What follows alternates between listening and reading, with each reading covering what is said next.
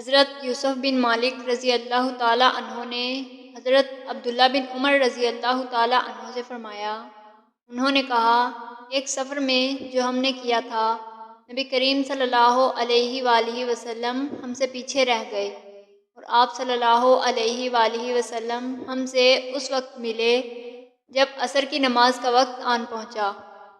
ہم جلدی جلدی وضو کر رہے تھے، بس پاؤں کو خوب دھونے کے بدل ہم یوں ہی سا دھو رہے تھے۔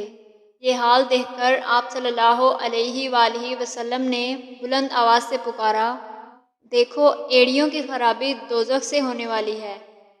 2 یا 3 بار آپ صلی اللہ علیہ وآلہ وسلم نے یوں ہی بلند آواز سے فرمایا۔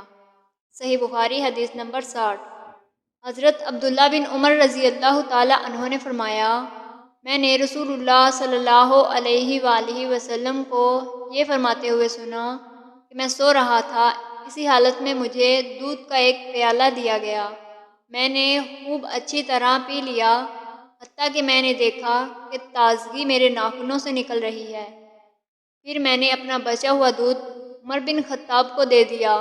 صحابہ کرام رضی اللہ تعالیٰ عنہ نے پوچھا، آپ نے اس کی کیا تعبیر لی؟ آپ صلی اللہ علیہ وآلہ وسلم نے فرمایا، علم۔ صحیح بخاری حدیث نمبر 82۔ حضرت ابو ہریرہ رضی اللہ تعالیٰ عنہ سے روایت ہے کہ نبی کریم صلی اللہ علیہ وآلہ وسلم نے فرمایا، اللہ تعالیٰ نے کوئی ایسا نبی نہیں بھیجا جس نے بکریاں نہ چرائی ہوں۔ اس پر آپ صلی اللہ علیہ وآلہ وسلم کے صحابہ رضوان اللہ علیہم نے پوچھا کہ آپ نے بھی بکریاں چرائی ہیں؟